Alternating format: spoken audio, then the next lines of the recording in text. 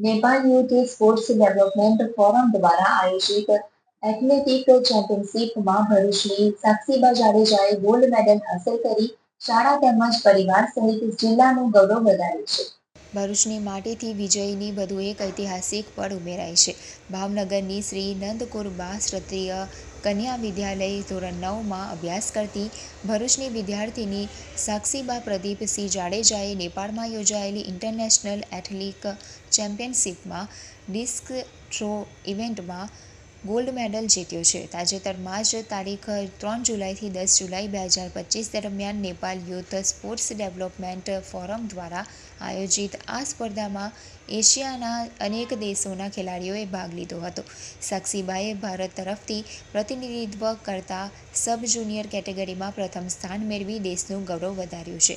સાક્ષીબાને શાળામાં જ નિયમિત રીતે એથ્લેટિક્સની તાલીમ કોચ આસિફ ખાન પઠાણ તરફથી મળી રહી છે.